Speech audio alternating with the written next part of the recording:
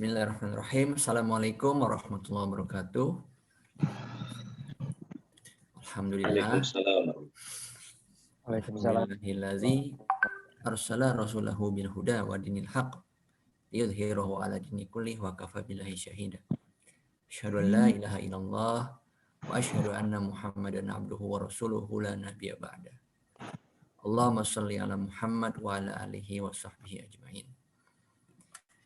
Pertama dan yang utama, marilah kita panjatkan puji serta syukur kehadirat Allah Subhanahu wa Ta'ala atas karunia-Nya, limpahan nikmat-Nya, sehingga kita bisa berjumpa lagi dalam acara kajian pekanan.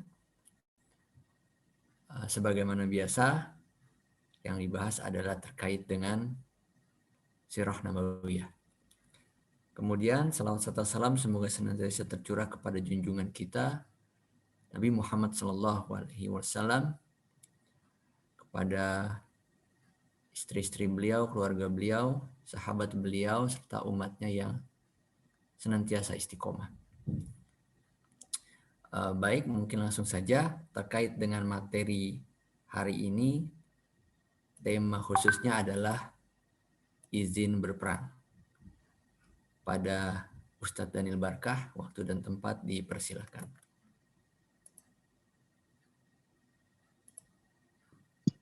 Assalamualaikum warahmatullahi wabarakatuh. Alhamdulillah, wassalatu wassalamu ala rasulillah, asyhadu an la ilaha illallah wahdahu la syarika lah, wa asyhadu anna Muhammadan abduhu wa rasuluh alladzi la nabiyya ba'dah, amma ba'd. Alhamdulillah, dengan izin Allah Azza wa Jalla bisa kembali bermuajahat, bertatap muka. Mudah-mudahan seluruh aktivitas kita senantiasa dimudahkan, dilancarkan, diberkahi, dirahmati Allah Azza wa Jalla.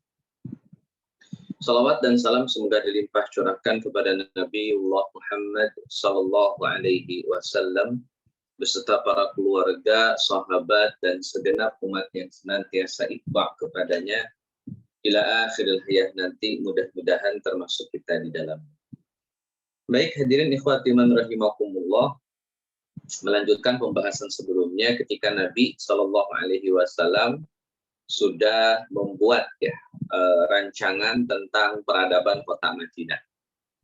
Namun di tengah kesibukan Nabi membangun peradaban di kota Madinah dengan langkah-langkahnya yang strategis, dari mulai membangun kedamaian, menciptakan kesejahteraan, mempersaudarakan sesama Muslim, membangun nasionalisme, pembelaan terhadap tanah air kota Madinah, itu sudah diterapkan oleh Nabi Shallallahu Alaihi Wasallam. Nah, seiring berjalannya waktu, ada satu hal yang kemudian tidak bisa diindahkan oleh Nabi Shallallahu Alaihi Wasallam, dan ini perkara yang cukup manusiawi ya. Saya rasa tidak lantas kemudian karena jadi Nabi kemudian tidak memiliki sifat-sifat manusiawi. Jadi Nabi Muhammad Shallallahu Alaihi Wasallam tetap seorang manusia yang punya sisi-sisi manusiawi. Makanya peristiwa hijrah yang kemudian Nabi Shallallahu Alaihi Wasallam alami itu menjadi peristiwa yang sangat manusiawi, di mana Nabi betul-betul menunjukkan sisi kemanusiaan, termasuk di dalam aspek ini. Hadirin ikhwati rahimakumullah, seorang Nabi Muhammad Shallallahu Alaihi Wasallam dengan wahyu yang telah diberikan oleh Allah Azza wa Jalla, pertolongan yang telah diberikan oleh Allah Azza wa Jalla, tetap harus menunjukkan aspek ikhtiar, aspek usaha. Dan ini yang menjadi awal kenapa kemudian Nabi nanti memiliki prepare cukup matang, cukup maksimal di dalam proses menjaga kedaulatan kota Madinah. Ini dalam rangka menjaga kedaulatan kota Madinah. Jadi setelah Nabi datang ke kota Madinah, perangkat membangun peradaban sudah dimulai, outputnya adalah membangun kedaulatan kota Madinah. Ada PR besar ketika sudah jadi negara yang berdaulat lah, katakan begitu ya, sudah jadi tempat yang berdaulat. Ada PR besar. PR-nya adalah jika suatu negeri sudah berdaulat, sudah mandiri, sudah independen, telah memiliki suatu rumusan peradaban sendiri, maka kedaulatan negara tersebut atau negeri tersebut tidak akan lepas daripada tantangan dan ujian. Ini jadi rumus bahwa ketika sudah berdaulat, maka siap-siap untuk menghadapi tantangan demi tantangan. Karena akan banyak orang-orang yang atau pihak-pihak tertentu yang tidak mau negeri tersebut berdaulat. Bagaimana caranya supaya negeri tersebut kemudian kehilangan kedaulatannya, itu akan dilakukan berbagai macam cara oleh pihak-pihak tertentu. Maka Nabi Shallallahu Alaihi Wasallam setelah proses membangun peradaban ini sudah dimulai, sampai nanti pada puncaknya terjadinya atau terbentuknya sebuah kedaulatan bagi kota Madinah, PR besarnya bagaimana menjaga kedaulatan ini. Bagaimana menjaga sesama muslim tidak terjebak dengan kezaliman. Bagaimana menjaga akidah Islamiyah yang sudah dimiliki, yang sudah dibangun oleh Nabi sekian tahun.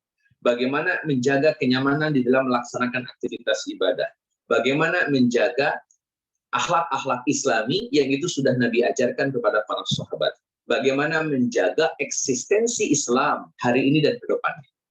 Itu diantara beberapa pertimbangan Nabi Shallallahu Alaihi Wasallam ketika sedang membangun proses peradaban. Bagaimana jika peradaban ini telah dimiliki, telah sampai pada puncaknya, bagaimana menjaga kedaulatan ini, menjaga peradaban ini, menjaga eksistensi agama ini. Nah, teman-teman yang Allah muliakan, maka Nabi Shallallahu Alaihi Wasallam selalu dihinggapi kekhawatiran. Terutama di awal-awal Nabi Shallallahu Alaihi Wasallam sedang membangun proses peradaban tadi, Nabi agak khawatir. Khawatirnya ketika proses peradaban sedang dimulai atau sedang ongoing proses lah begitu, nanti akan ada kendala di perjalanan, entah itu rongrongan dari faktor internal atau rongrongan dari faktor eksternal, itu dikhawatirkan oleh Nabi. Masalahnya kalau sudah jadi kedaulatan, itu jelas PR-nya bagaimana menjaga kedaulatan tersebut. Ini baru ongoing proses, baru juga berjalan. Kalau sudah kemudian menghadapi tantangan yang dahsyat, bisa jadi target membangun peradaban sudah tidak akan tercapai. Boro-boro kemudian menjaga kedaulatan, lawang berdaulat ini saja belum. Maka Nabi Shallallahu Alaihi Wasallam ketika ongoing proses ini itu punya kekhawatiran. Khawatir proses ini tidak berjalan dengan lancar. Khawatir proses ini tidak berjalan dengan maksimal. Khawatir proses ini kemudian dihalangi, ditentang oleh faktor-faktor yang sifatnya eksternal.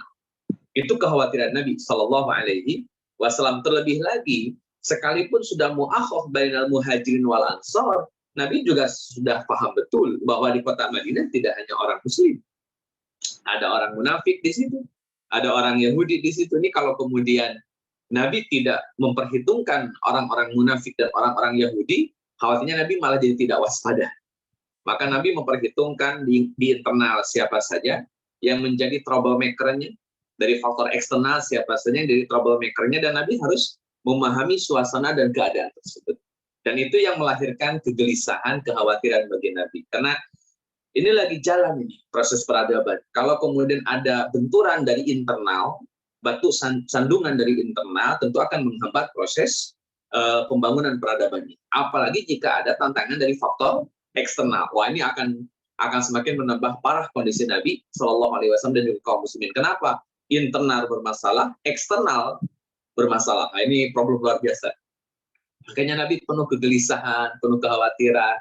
Ini sangat manusiawi sekali, teman-teman yang Allah muliakan. Bukan berarti kemudian Nabi jadi pengecut, tidak. Tentunya Nabi siap saja kapan saja dan tidak harus takut dengan semua hal yang kemudian itu bisa berakibat terhadap diri Nabi atau terhadap dakwahnya Nabi Shallallahu Alaihi Wasallam. Tapi ini sisi kemanusiaan. Nabi tetap khawatir karena belum ada sinyal-sinyal ketegasan dari Allah Azza wa Jalla, begitu. Sampai akhirnya, teman-teman, Nabi Shallallahu Alaihi Wasallam itu efek dari kegelisahan Nabi, kekhawatiran Nabi, peradaban baru ongoing proses, internal sudah ada batu sandungan dengan orang-orang munafik, di eksternal tentunya tidak akan mudah mereka membiarkan Nabi membangun peradaban. Tentu ada pihak-pihak di luar sana yang tidak akan pernah ridho jika Nabi membangun keberadaban atau dalam kurung kedaulatan negara. Maka ini jadi kekhawatiran. Nah, dampaknya, teman-teman, Nabi Shallallahu Alaihi Wasallam kalau malam tiba itu suka nggak bisa tidur. Jadi Nabi itu terhalang dari tidurnya di waktu malam. Maka Nabi mengisinya dengan sholat malam untuk memastikan malam ini aman, malam ini safety. Karena tadi Nabi harus berpikir waspada betul tentang tentang munafik, tentang Yahudi, tentang orang-orang Quraisy. Sekalipun gerakannya belum ada, orang-orang Quraisy masih belum memberikan gerakan yang signifikan lah, yang menunjukkan permusuhan atau mungkin peperangan. Cuma ini faktor manusiawi di mana Nabi harus lebih waspada. Sampai akhirnya Nabi karena sering begadang, tidak nyaman tidur, tidak nyaman istirahat, sampai Nabi Shallallahu Alaihi Wasallam bersabda, kata Nabi Shallallahu Alaihi Wasallam, laita rajulan salihan min ashabi, kata Nabi Shallallahu Alaihi Wasallam, laita rajulan salihan, andai saja ada pemuda yang soleh min ashabi, dari sahabatku, yahrusuni al-lailah, yang menjagaku lailah, malam ini. Jadi Nabi karena sudah keseringan tiap malam itu hampir sering begadang, bukan begadang dalam artian tidak ada gunanya ya. Ini bergadang dalam rangka waspada. Ada kekhawatiran-kekhawatiran Nabi yang itu perlu diyakinkan, perlu dipastikan bahwa kekhawatiran tadi ya sebatas kekhawatiran. Tapi ya Nabi harus berjaga hampir tiap malam. Sampai suatu malam mungkin Nabi sudah sangat berat ya dengan aktivitas begadang, maka Nabi laita rajulan sholihan, andai saja ada pemuda yang saleh min ashabi, daripada sahabatku, yahrusuni al-laila, yang menjagaku pada malam hari ini. Maka satu orang sahabat, hadirin ikhwatina rahimakumullah, satu orang sahabat menggerakkan senjatanya. Jadi tadinya senjatanya tergeletak begitu saja, dia langsung bawa, dan panahnya dia bawa. Ketika menggunakan panah itu terdengar suaranya, atau menyarungkan pedang, menyiapkan panah, itu terdengar suaranya. Itu didengar oleh Aisyah radhiyallahu anha, kata Aisyah, wasami'na sautas sila, dan kami mendengar suara senjata. Jadi ada orang yang sedang prepare lah, bersiap-siap. Maka Nabi SAW bertanya, man hadza, siapa itu? Mungkin ya khawatirnya musuh. Ada senjata yang sudah dipersiapkan, man hadza, kata Nabi, siapa itu? Maka dijawab oleh sahabat ini, Sa'ad bin Abi Waqqas, saya Sa'ad bin Abi Waqqas ya Rasulullah. Jitu, saya datang kepada antum, ahrusuka, untuk menjaga istirahat antum. Maka Nabi SAW berkata, Aisyah radhiyallahu anha, fanama Rasulullah sallallahu alaihi wasallam hatta sami'tu ghatiqah. Kata Aisyah, setelah mendengar Sa'ad bin Abi Waqqas menjaga Nabi, siap menjaga Nabi, siap bergadang untuk menjaganya Nabi sallallahu alaihi wasallam, maka kata Aisyah radhiyallahu anha, fanama Rasulullah. Maka Nabi tertidur, maksudnya tidur begitu, hatta sami'tu ghatiqah, sampai aku mendengar, kata Aisyah, suara mendengkurnya Nabi. Jadi sampai Nabi mendengkur. Jadi jangan khawatir dengan dengkuran, karena Nabi kita pun Nabiullah Muhammad SAW dalam beberapa tidurnya mendengkur. Jadi itu sunnah. Nah hadirin ikhwati rahimakumullah, akhirnya Nabi bisa tidur. Ini menggambarkan betapa Nabi SAW tetap memiliki kekhawatiran sebagai manusia.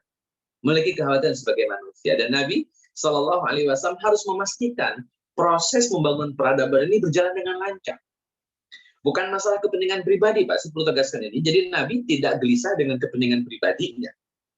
Nabi sudah sangat teruji lah. Untuk kepentingan pribadi bagi Nabi udah nggak ada masalah lagi. Itu sudah selesai bagi Nabi SAW. Tapi dakwah ini tidak boleh berhenti, Pak.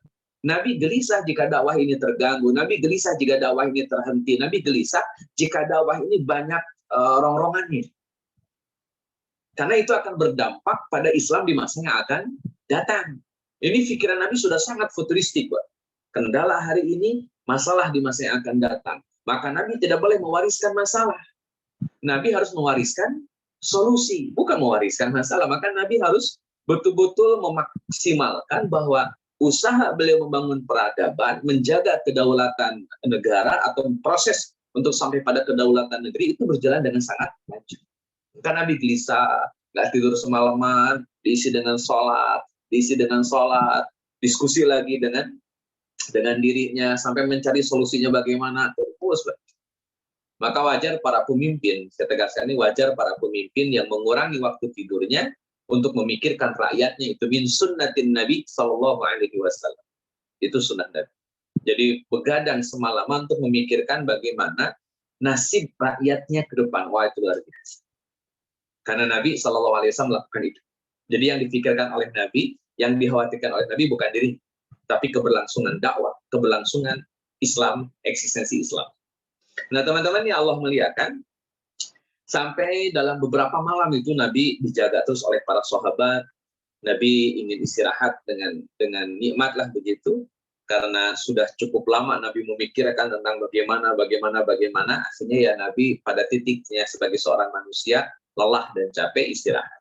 Nah, hadirin ikhwatin rahimakumullah, sampai turunnya surat Al-Maidah ayat ke-67.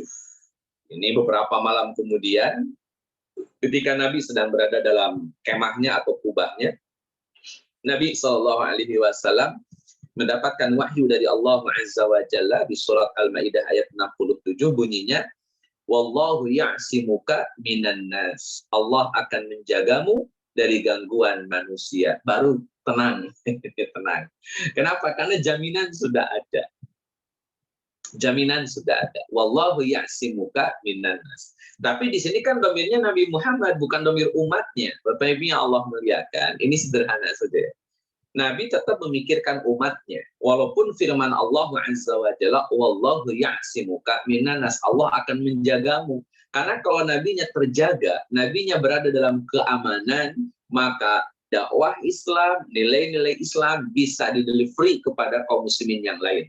Sehingga eksistensi Islam bisa bertahan sampai kapanpun. Bisa teman-teman bayangkan jika nabinya belum selesai menyampaikan wahyu Al-Quran, kemudian dibunuh. Nanti kan delivery Islamnya terbatas. Akhirnya pemahaman keislamannya tidak sempurna. Dan itu akan berdampak pada rusaknya eksistensi Islam di masa yang akan datang. Maka menjaga kehidupan Nabi SAW sama dengan menjaga eksistensi Islam. Karena tanpa Nabi, Islam tidak bisa terdelivery dengan sangat baik. Nah, teman-teman yang Allah muliakan, Nabi lebih tenang, karena berarti ini jaminan dari Allah, dakwah akan selesai. Artinya wahyu akan selesai, dakwah akan selesai. Nilai-nilai Islam akan terdelivery dengan sangat sempurna. Itu Nabi yakin betul. Kenapa? Wallahu ya'simuka minan nas. Allah akan melindungimu, menjagamu dari gangguan manusia. Nah, teman-teman yang Allah muliakan, ayat ini sekali lagi menegaskan bahwa Nabi tidak akan bisa sampai terbunuh. Ayat ini menjelaskan Nabi, seorang Muhammad SAW, ini menjadi sinyal dari Allah bahwa Nabi Muhammad tidak akan gagal dalam menyampaikan risalah kenabiannya, risalah Islam. Artinya semua ajaran yang berkaitan dengan Islam, pasti Nabi mampu menyampaikannya kepada umatnya. Maka dalam hadis yang lain, kata Nabi SAW tegaskan, saya itu sudah menyampaikan apa yang memang mampu mendekatkan ke surga, dan semua perkara yang bisa menjauhkan dari api neraka, saya sudah sampaikan semua. Ini sebagai tanda bahwa Nabi sudah sempurna menyelesaikan risalah Islamiyah. Maka wajar jika di surah Al-Maidah ayat ketiganya, Al-yawma akmaltu lakum dinakum wa atmamtu alaikum ni'mati wa raditu lakumul Islam madinah. Kata Allah Azza wa Jalla, telah aku sempurnakan al-yauma, pada hari ini, akmaltu lakum, telah aku sempurnakan bagi kalian dinakum, agama kalian. Wa atmamtu alaikum, dan telah aku sempurnakan juga nikmatku bagi kalian. Wa atmamtu ni'mati wa raditu lakumul Islam madinah, dan aku ridho bagi kalian Islam sebagai agama. Jadi ini clear bahwa ayat ini, wallahu ya'simuka minan nas, sebagai sinyal bahwa Nabi akan menuntaskan PR-nya, menuntaskan tugas-tugasnya sebagai seorang Nabi. Tidak akan gagal. Tidak akan terhalang untuk menyampaikan nilai-nilai Islam. Pasti bisa. Dan itu sebagai tandanya ya Nabi akan hidup sampai risalah itu sudah selesai. Maka nanti silakan dicek, Bapak Ibu Allah muliakan, ketika risalah Islamiyah sudah sempurna disampaikan, maka Nabi dikasih dua pilihan. Menikmati hasil jerih payah atau pulang ketemu dengan tuannya. Dan Nabi SAW memilih pulang. Kenapa kok memilih pulang? Karena sudah selesai tugas-tugasnya. Kenapa kok bisa sudah selesai? Karena semua wahyu sudah disampaikan. Nilai-nilai Islam sudah terdelivery. Akidah, ibadah, akhlak sudah diajarkan secara sempurna kepada para sahabat. Maka clear sudah. Tugas Nabi sudah selesai. Itu makna dari wallahu ya'simuka minanas. Nabi Muhammad tidak akan terbunuh, Nabi Muhammad tidak akan terhalang untuk menyampaikan risalah kenabiannya kepada umat manusia. Allahu a'lam bishawab. Nah, teman-teman yang Allah muliakan, tapi kan tetap harus ada ruang-ruang yang namanya ikhtiar manusia. Supaya Nabi bisa terlindung dari gangguan manusia, maka hadirlah orang-orang yang dikenal dengan nama sahabat. Sahabat hadir itu menjadi sebuah keniscayaan. Hampir seluruh Nabi, Bapak Ibu yang Allah muliakan, itu pasti punya teman setia. Pasti punya. Nabi Isa punya Al-Hawari. Itu teman akrabnya, murid akrabnya, sehingga selalu ada pembela di setiap zaman para nabi. Selalu ada. Di zaman Nabi Isa ada Hawari, di zaman Nabi Muhammad ada para sahabat yang siap bertaruh nyawa untuk menjaga kehidupan seorang Nabi Shallallahu Alaihi Wasallam. Wallahu a'lam. Baik teman-teman yang Allah muliakan, tapi kegelisahan ini, sekalipun sudah ada jaminan dari Allah Azza wa Jalla, wallahu ya'simuka minan nas, ada PR yang lain. Nabi sih sudah aman. Para sahabat bagaimana? Para sahabat tidak ada penjagaan dari Allah langsung. Kalau Nabi oke. Tapi para sahabat bagaimana? Terutama yang dikhawatirkan oleh Nabi adalah hasutan dari orang-orang yang tidak bertanggung jawab. Masalahnya Nabi Shallallahu Alaihi Wasallam paham betul, kota Madinah ada munafiknya, ada muslimnya, ada Yahudinya. Ini ada satu komunitas muslim dengan dua musuh di waktu yang sama. Ada yang munafik, musuhnya yang halus ya, duri dalam daging, musuh dalam selimut. Ada Yahudi yang memang secara dohir menampakkan permusuhan walaupun mereka nggak berani, karena mereka punya karakter pengecut dari dulu. Mereka nggak berani melawan, cuman mereka dalam hatinya itu menyimpan kedengkian yang sangat besar kepada Nabi Shallallahu Alaihi Wasallam. Yahudi dengki, munafik benci. Ini satu tempat dua musuh. Nah, hadirin ikhwatimah rahimakumullah, jaminan Nabi akan dijaga sampai beliau menyelesaikan tugasnya sudah ada. Tapi bagaimana dengan para sahabat? Oke lah, mereka tidak dibunuh oleh munafik, tidak dibunuh oleh Yahudi. Tetapi bukankah hati mereka bisa sangat saja berubah? Kapan saja bisa berubah? Kalau ada godaan dari Yahudi dan orang-orang munafik. Nabi memikirkan kembali, Pak, ini Masya Allah. Sampai kekhawatiran ini ya memang berujung pada surat dari orang-orang Quraisy. Surat dari orang-orang Quraisy ini ditujukan kepada Abdullah bin Ubay bin Salul. Nah, ini apa namanya, sudah mulai Quraisy ini bergerak, Pak. Sudah mulai Quraisy ini bergerak, tapi bukan bergerak secara fisik ya. Yang dilakukan oleh Quraisy adalah memastikan bahwa orang-orang di Yathrib atau di kota Madinah itu masih bisa dikondisikan. Karena bagaimanapun juga, Bapak Ibu Allah muliakan, Mekah dan Madinah ini sudah cukup lama terjalin hubungan kekerabatan. Sudah cukup lama menjalin hubungan perniagaan. Jadi memang sudah biasa. Bahkan tidak sedikit orang-orang Madinah yang itu punya saudara angkat ya, atau suaka dari orang-orang yang tinggal di Mekah. Pun demikian sebaliknya.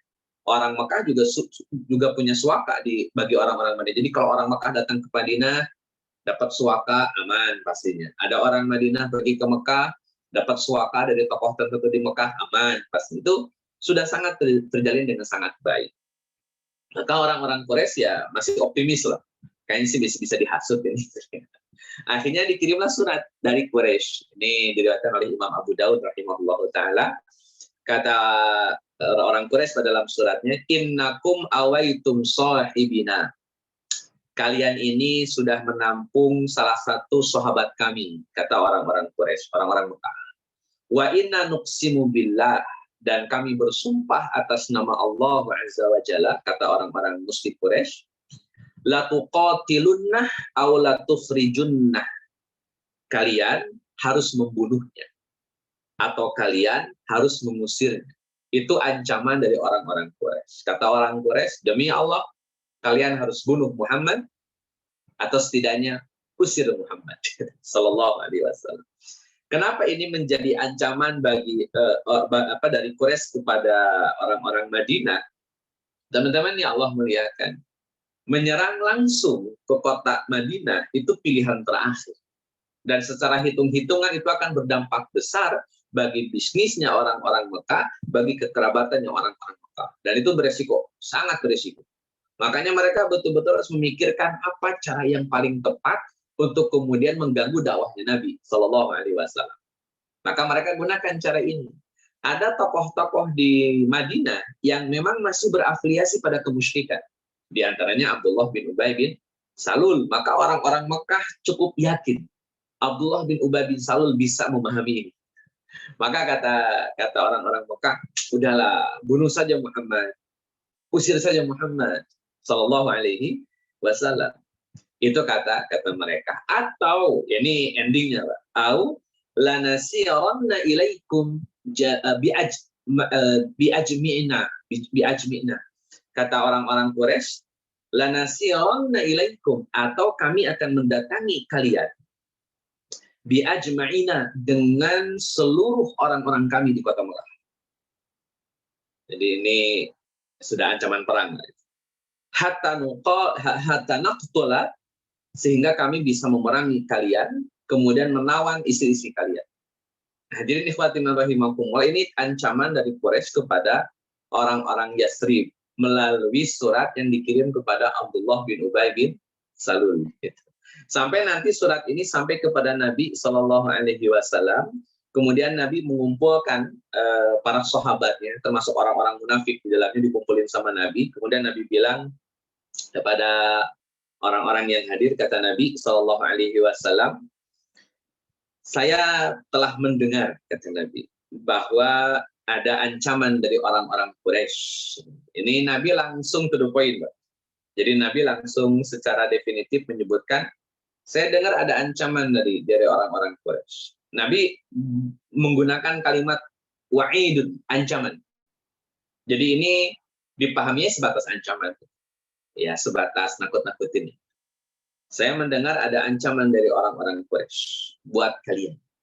Buat sahabat Nabi, buat suku Aus, buat suku Khazraj, buat Muhajirin, buat Ansor. Kalau Nabi kan sudah dijamin aman, tapi para sahabat tidak dijamin aman. Akhirnya ancaman datang, Nabi sudah tahu. Kata Nabi, saya tahu kalian diancam semua orang-orang Quraisy. Tapi kata Nabi Shallallahu Alaihi Wasallam, ternyata rencana jahat mereka kepada kalian tidak jauh lebih hebat daripada rencana jahat kalian kepada diri kalian sendiri. Nabi Shallallahu Alaihi Wasallam sedang menjelaskan, bahwa gak usah jauh-jauh lah rencana orang-orang Quraisy kepada kalian. Toh di antara kalian pun ada yang punya rencana jahat seperti itu. Jadi Nabi membuka kedok orang-orang munafik dengan bahasa yang sangat halus. Kata Nabi, rencana jahat mereka kepada kalian itu tidak jauh lebih hebat daripada rencana jahat kalian kepada diri kalian sendiri. Dan Nabi menegaskan bahwa rencana jahatnya orang-orang Madinah, segelintir ya, dalam kurung orang-orang munafik, termasuk Yahudi di dalamnya, itu mereka punya rencana jahat kepada Nabi Shallallahu Alaihi Wasallam. Dan Nabi jelaskan bahwa rencana mereka, rencana kalian sama-sama gak hebat, biasa aja. Artinya Nabi dengan cara yang sangat halus menyampaikan kepada orang-orang yang hadir saat itu bahwa saya tahu mereka punya rencana jahat, kalian juga punya rencana jahat. Ini khitab buat orang-orang munafik. Khitab bagi orang-orang munafik. Jadi orang munafik langsung apa ya namanya? Langsung speechless. Langsung tahu dia.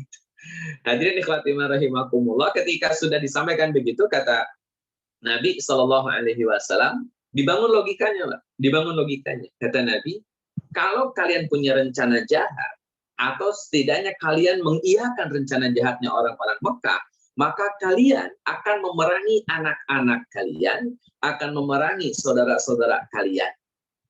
Itu kata Nabi Shallallahu Alaihi Wasallam. Jadi kalau kalian melanjutkan rencana jahat tersebut, atau kalian mengiyakan, menyetujui, atau bahkan mendukung rencana jahat orang-orang Mekah, sejatinya kalian rugi, karena kalian akan memerangi anak-anak kalian sendiri, kalian akan memerangi saudara-saudara kalian sendiri. Itu real. Suku Aus dan Khazraj mayoritas sudah Muslim. Ada orang-orang munafik. Orang-orang munafik ini kemudian punya rencana jahat, misalkan membunuh Nabi. Berarti orang munafik yang notabene orang-orang Madinah akan berperang melawan suku Aus dan Khazraj yang juga sama-sama orang Madinah. Yang bisa jadi dua-dua ini dalam satu kabilah, dalam satu suku, bisa jadi ini ya anaknya dari bapak yang munafik, kayak Abdullah bin Ubay bin Salul punya anak muslim namanya Abdullah, nanti akan berperang gitu. Maka kata Nabi, kalau kalian punya rencana jahat seperti itu sama saja akan merusak stabilitas nasional. Di mana setiap kita akan konflik, setiap kita akan bunuh-bunuhan, setiap kita akan berperang, dan tentu hal itu semua akan menjadi celah bagi para penjajah untuk menguasai Madinah. Nabi sedang membuka cakrawala berpikir, kita harus ribut, berperang, yang akhirnya membuka celah bagi pihak-pihak yang tidak suka dengan kemajuan Madinah, yang tidak suka dengan kemajuan Aus dan Khazraj, dalam kurung orang-orang Mekah, sehingga kalian kemudian nanti diperlakukan dolim oleh mereka. Mau begitu? Nah, teman-teman yang Allah muliakan, Nabi sedang membangun nasionalisme lah setidaknya, karena yang dibangun bukan sentimen agama, yang dibangun adalah sentimen kekeluargaan. Nabi sedang membangun sentimen kekeluargaan. Masa mau perang dengan anak, perang dengan saudara, yang bener aja. Nah, teman-teman yang Allah muliakan, sampai Nabi SAW harus membangun chemistry ini. Kenapa? Karena chemistry inilah yang paling mungkin bisa diterima oleh orang-orang munafik. Kalau chemistry iman, ya bisa diterima oleh orang-orang beriman. Maksudnya kan orang munafik tidak beriman. Terus apa yang bisa membangun chemistry dengan orang-orang munafik? Apa sisi persamaan antara muslim dengan munafik? Ketika disampaikan sentimen keagamaan, orang-orang Islam menerima. Aus dan Khazraj yang sudah muslim menerima tentunya. Orang munafik tidak, Yahudi tidak. Maka Nabi harus mencari indikator yang itu memang disepakati oleh munafik dan muslim. Apa indikatornya? Kekeluargaan, family, chemistry kekeluargaan, sehingga orang munafik tanpa harus jadi muslim tahu betul bahwa kalau perang dengan anak sendiri, perang dengan saudara sendiri itu sudah salah. Tidak usah bicara agama Islam, pokoknya kalau perang dengan anak, perang dengan saudara itu sudah salah. Maka ketika Nabi masuk di titik itu, kata Nabi, kalau kalian melakukan rencana jahat kalian atau mengaminkan rencana jahatnya orang-orang Quraisy atau orang-orang musyrik, kalian sejatinya sedang membunuh atau berperang dengan anak, dengan saudara. Udahlah, gak usah perang. Dan jangan dilanjutkan rencana jahat. Maka orang-orang munafik langsung setelah mendengar, mereka langsung bubar. Nggak ada lagi obrolan, tidak ada bantahan, tidak ada perlawanan, mereka langsung bubar. Kenapa? Karena logika Nabi langsung masuk. Langsung masuk bahwa konflik di dalam satu negara itu hanya akan berdampak pada peluang dan celah bagi para penjajah untuk masuk. Itu faktanya.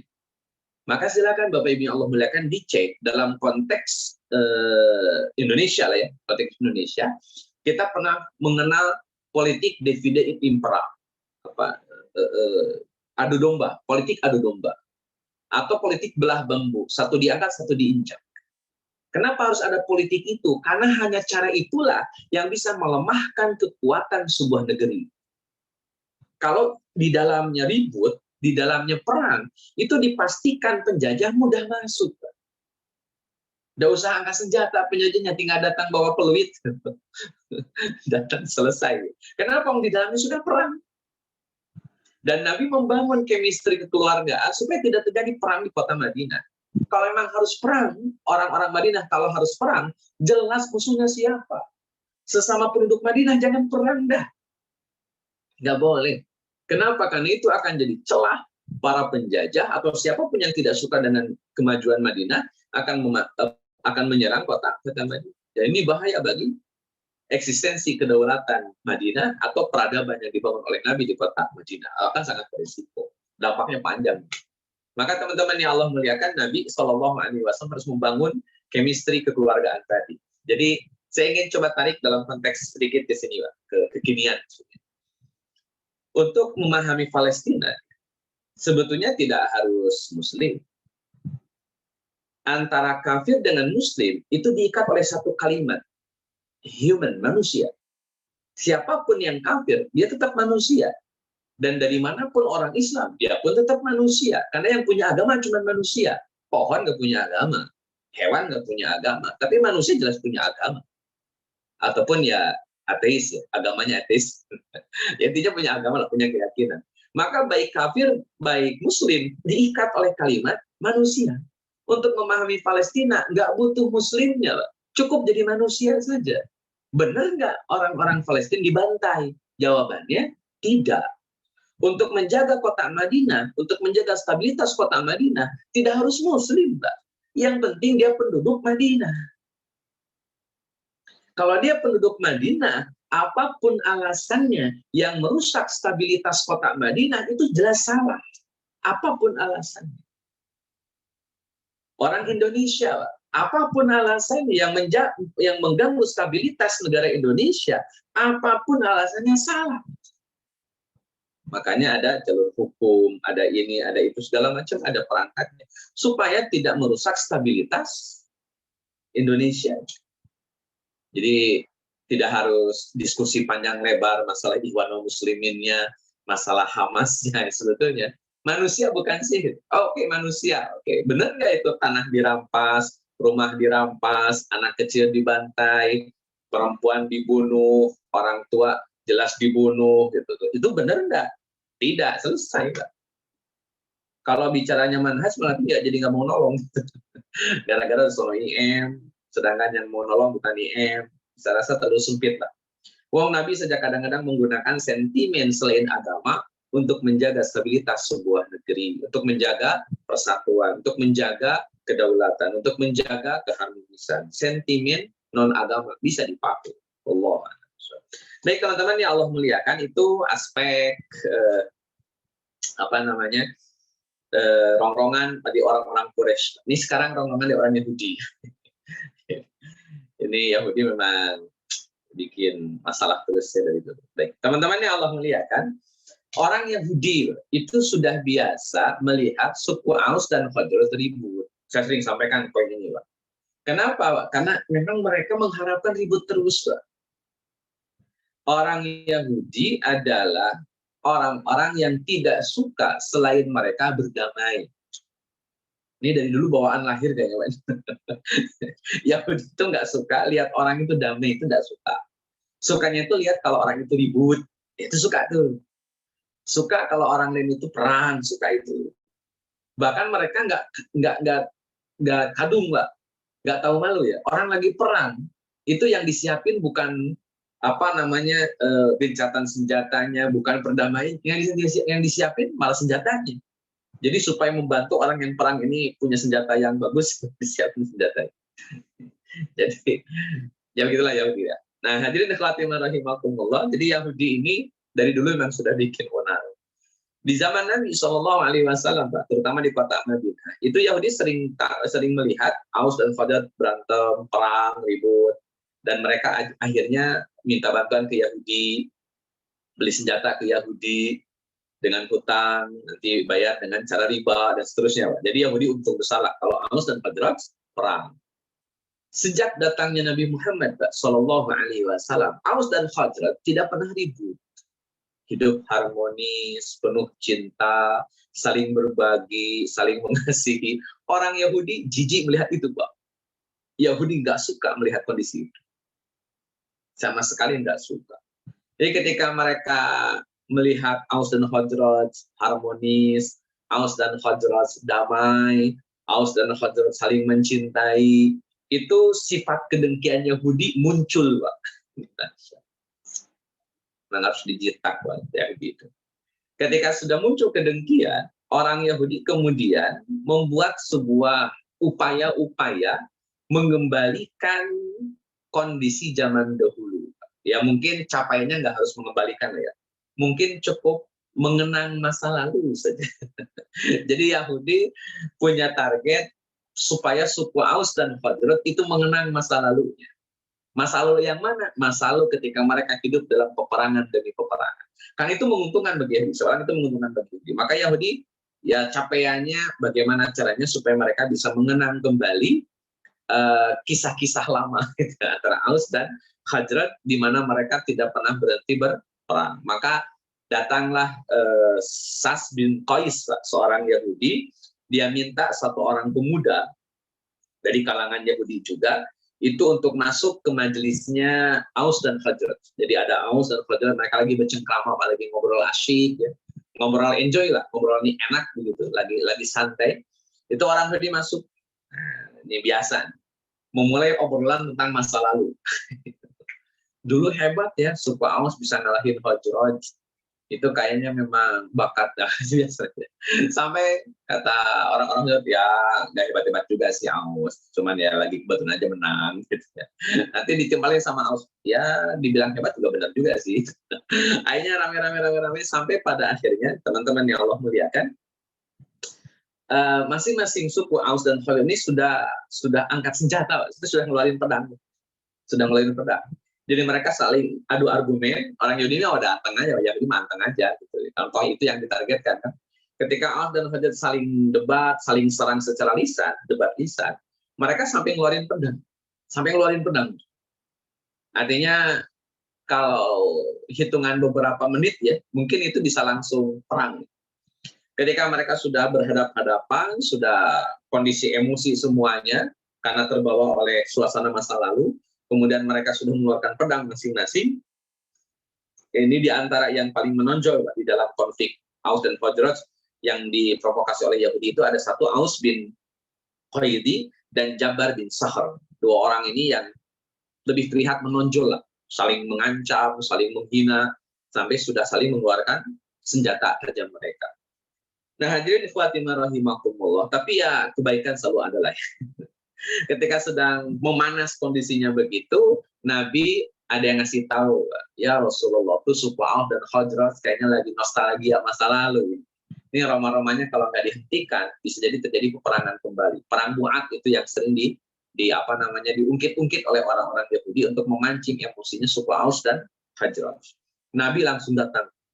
Dalam banyak hadis Pak, Nabi berjalan cepat untuk memastikan bahwa tragedi Aus dan Khazraj tidak terjadi. Nabi cukup panik Pak. Jangan sampai kejadian ada peperangan antara Aus dan Khazraj. Maka Nabi langsung datang. Kata Nabi SAW, Abida'wal jahiliyah. Apakah dengan seruan jahiliyah kalian akan melakukan sesuatu? Artinya perang dengan sesama muslim itu seruan jahiliyah.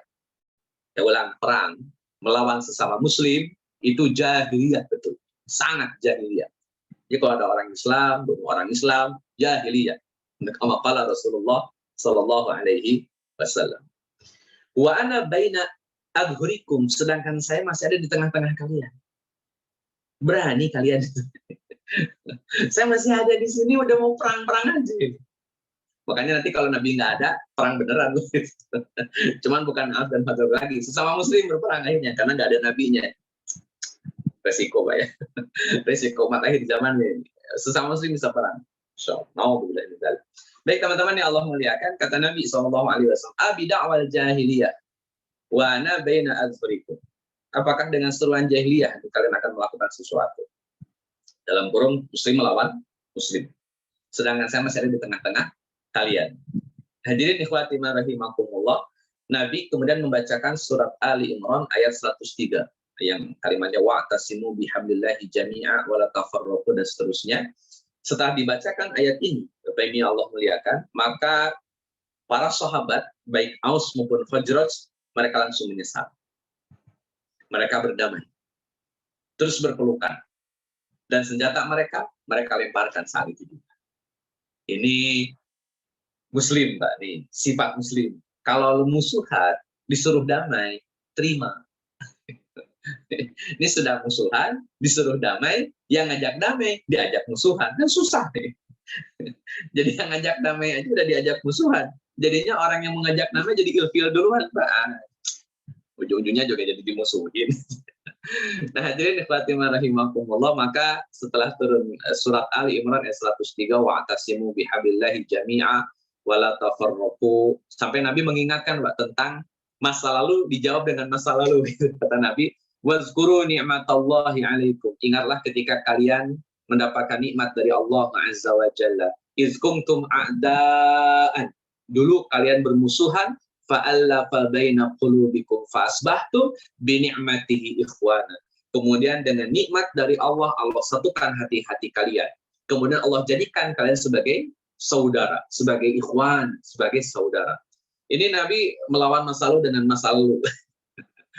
Masa lalu perang Bu'ad diganti oleh Nabi. Wazkuru ni'matallahi 'alaikum idh kuntum a'da'an fa'alafa baina qulubikum. Ketika kalian bermusuhan, maka Allah satukan hati kalian. Fa'asbahtum, maka kalian menjadi binikmatihi dengan nikmat Allah Azza wa Jalla ikhwan, saudara. Saudara. Dan gambarannya, teman-teman yang Allah muliakan, ketika mereka masih dalam permusuhan itu ala syafa hufrotim minanar. Itu seperti ada di pinggiran api. Dengan disatukannya mereka, dengan ditolongnya mereka menjadi saudara, itu seperti saudara, ada orang yang berada di pinggir api. Itu ditarik oleh saudara, ditarik oleh temannya untuk menjauh dari api. Nah, persis kayak gitu.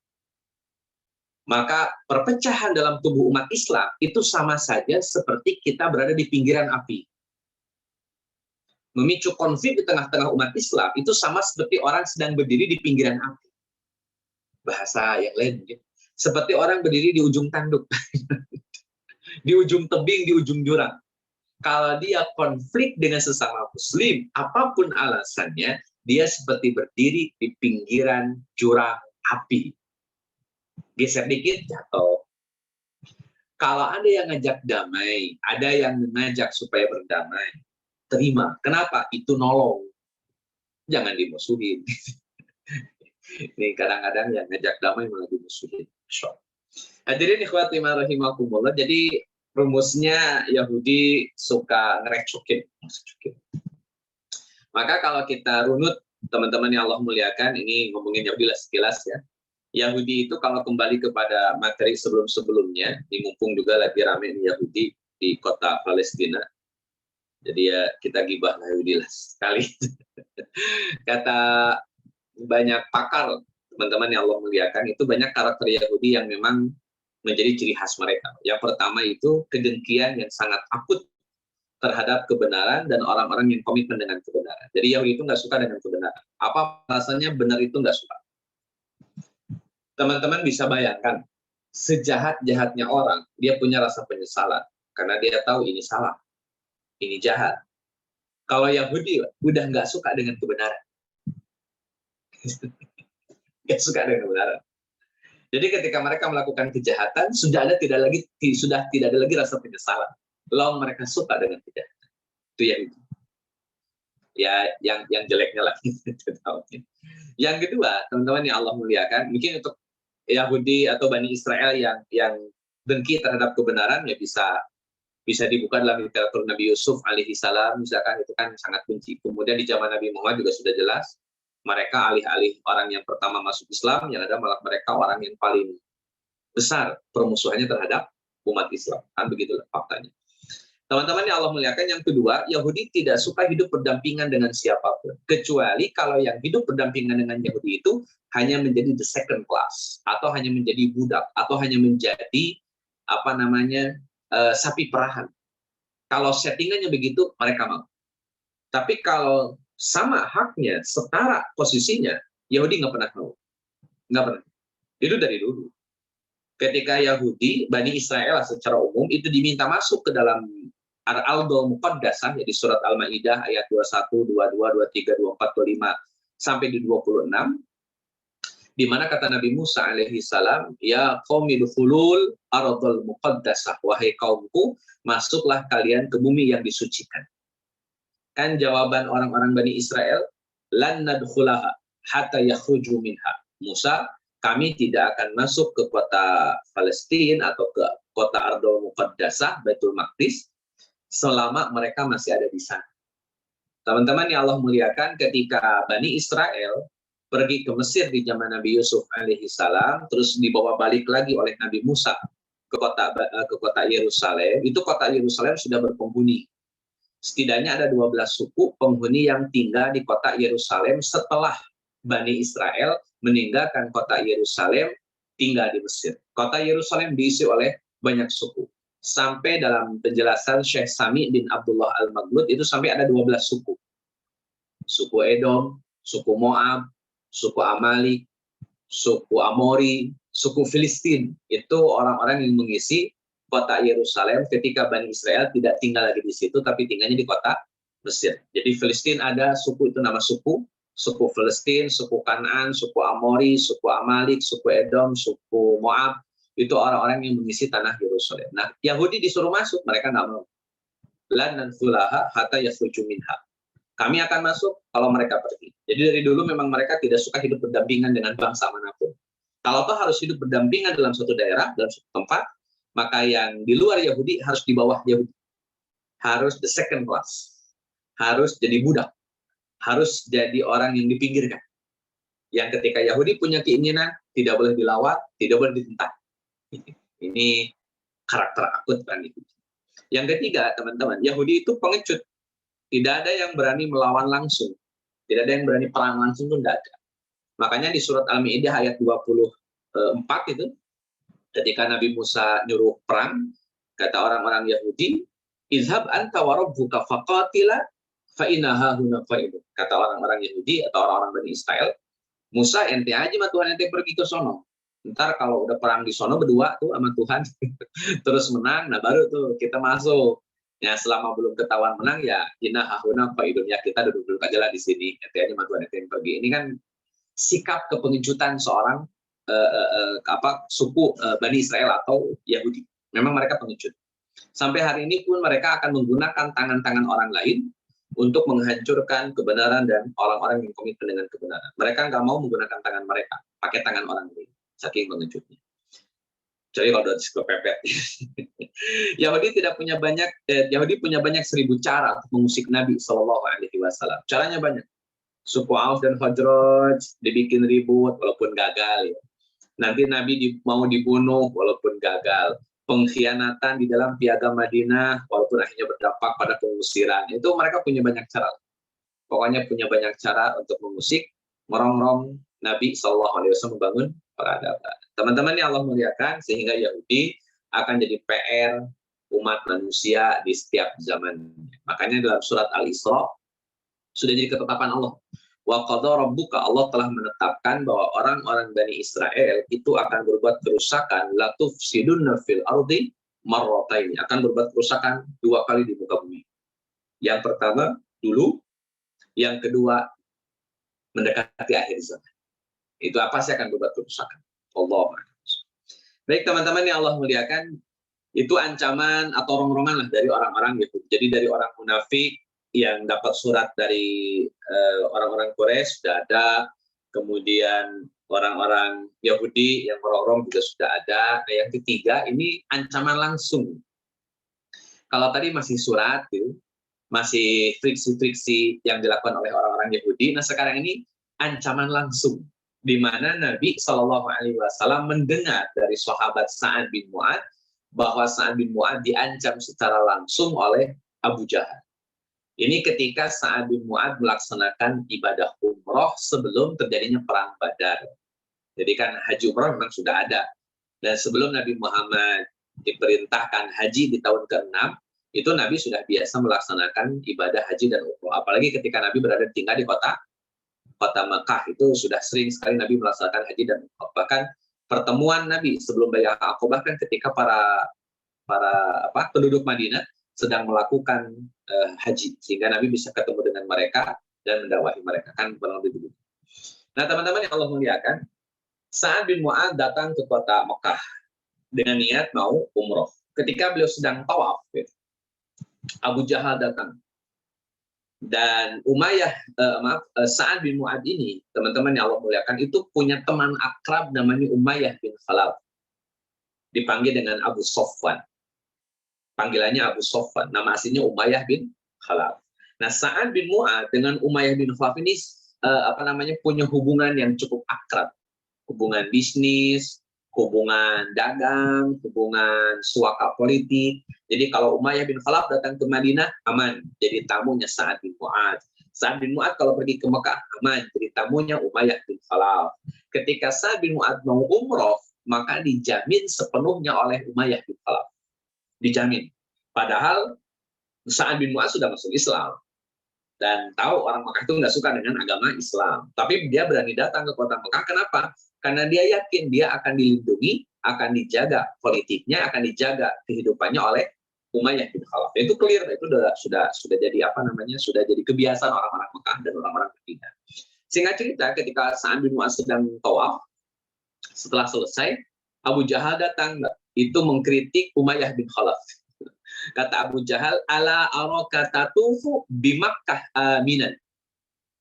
Kata Abu Jahal kepada Umayyah bin Khalaf, kenapa kamu biarkan dia tawaf di kota Mekah dengan kondisi yang aman?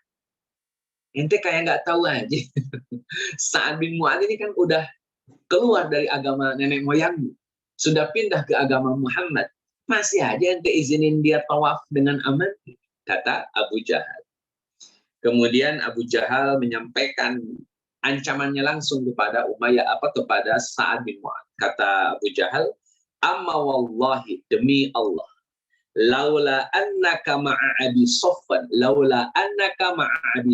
Allah bukan karena ente wahai Sa'ad bin Mu'adz sedang bersama Umayyah bin Khalaf. Umayyah bin Khalaf temannya Abu Jahal, sama-sama kafir. Kalaulah bukan karena ente wahai Sa'ad bin Mu'adz ma'a Abi Sofyan, sedang bersama dengan Abu Sofwan, ma raja'ta ila ahlika saliman, maka kamu tidak akan bisa pulang ke keluargamu dalam keadaan selamat. Artinya kalau nggak ada kalau tidak ada dukungan, tidak ada suaka dari yang namanya Abu Sofwan, Sa'ad bin Mu'adz habis sama Abu Jahal. Karena menghargai Abu Sofwan saja, maka Sa'ad bin Mu'adz bisa aman. Ini kan ancaman gitu. Kalau bukan karena Abu Sofwan, mati ente, kurang lebih gitulah kasarnya. Nah, teman-teman yang Allah muliakan, dijawab oleh Sa'ad bin Mu'adz, ini harga diri nih. Ini bicara harga diri. Sa'ad bin Mu'adz gak suka digituin. Kata Sa'ad bin Mu'adz, kata Sa'ad bin, amma wallah, demi Allah, la in mana'tani hadza, jika kamu menghalangi saya untuk tawaf, la amna'annaka ma huwa asyaddu 'alaika minhu, maka aku akan menghalangimu dengan sesuatu yang lebih dahsyat. Lebih dahsyat daripada kamu menghalangi saya tawaf. Pokoknya saya akan menghalangi kamu, dan itu jauh lebih dahsyat aktivitas apa yang akan saya lakukan nanti. Apa itu? Tariqaka 'alal Madinah, akan menghalangi kamu supaya tidak bisa lagi melewati kota Madinah. Kan orang Mekah, dulu Pak pernah saya sampaikan, orang Mekah itu kan biasa dagang ke Syam. Dia itu mau tidak mau harus melewati kota Madinah.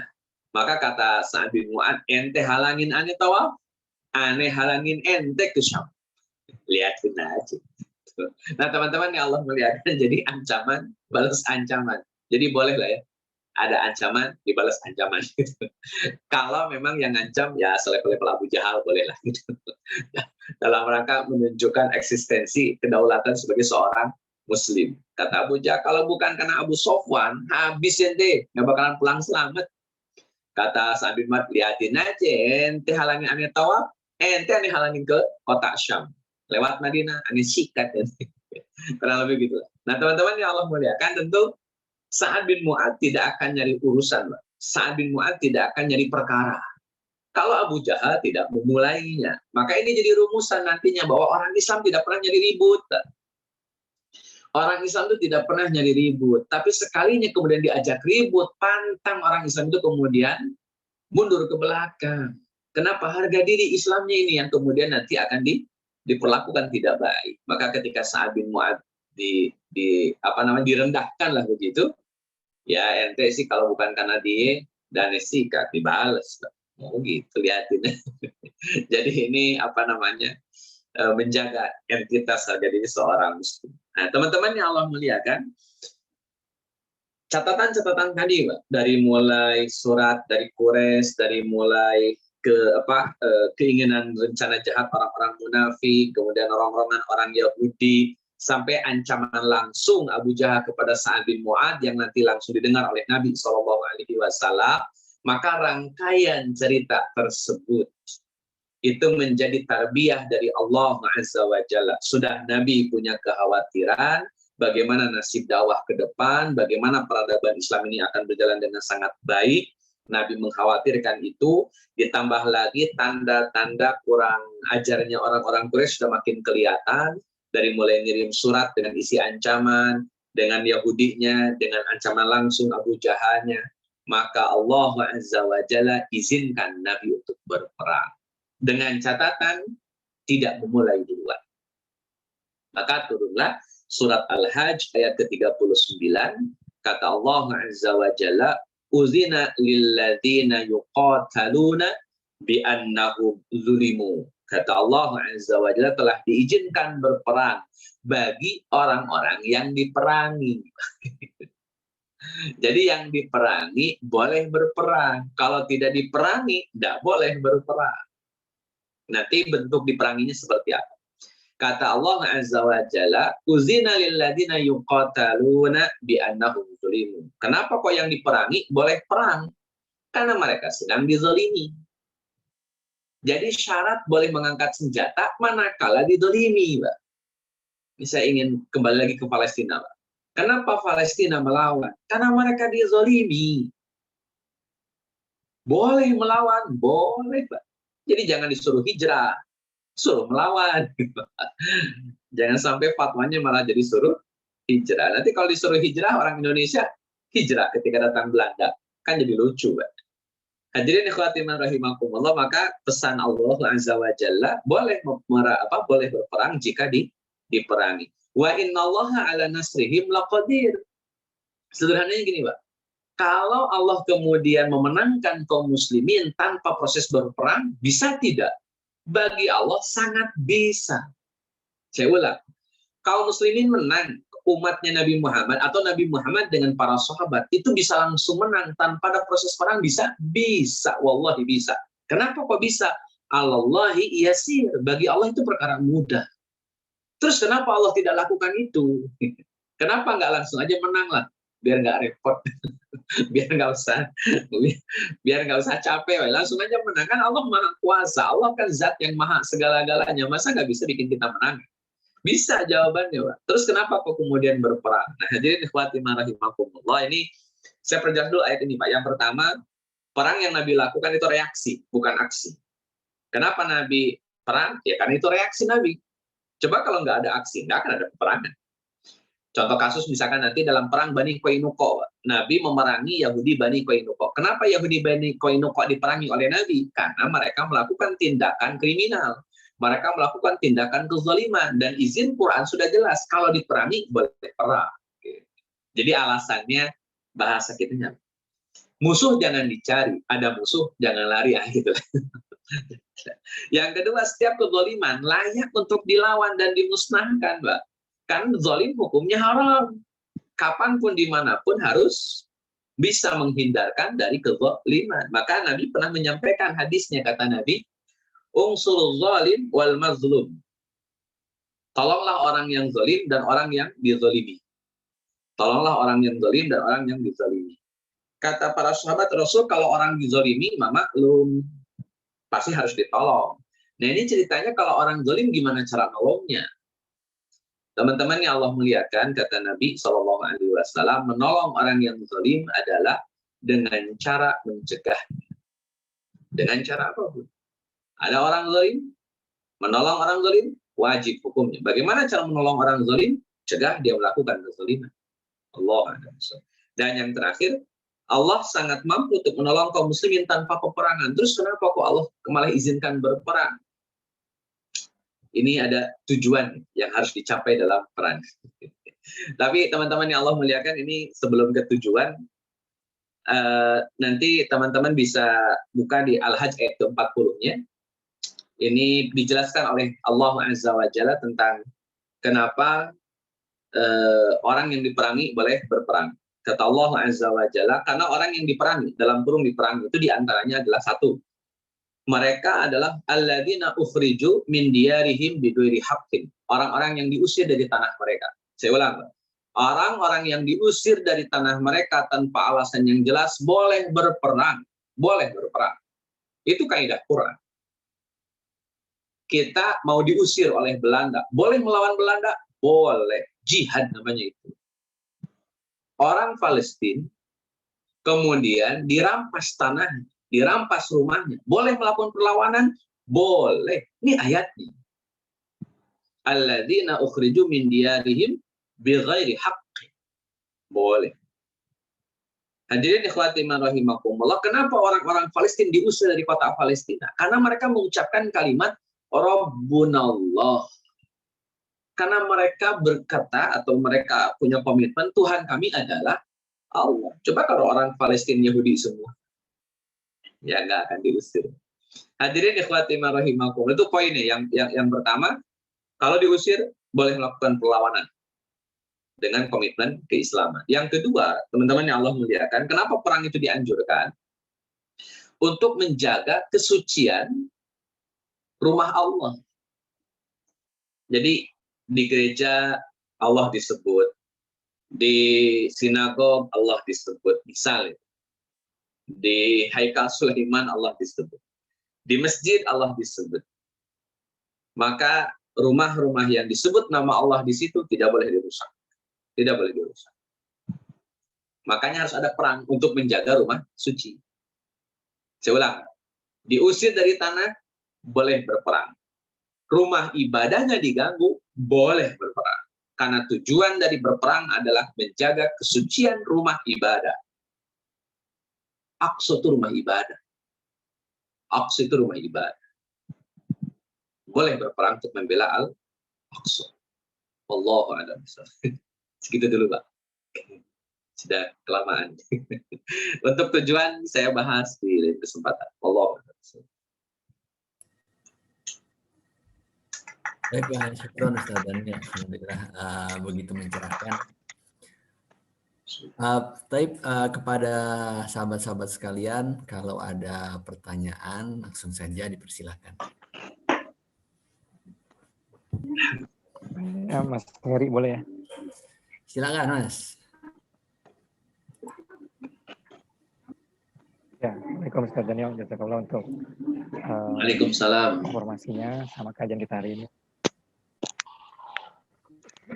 Pertanyaan yang pertama adalah tadi mengenai orang Yahudi, kan dikatakan sedemikian buruknya perilaku dan akhlak mereka, nggak cuma ke orang Islam tapi juga dari nabi-nabi terdahulu dengan umat agama lain.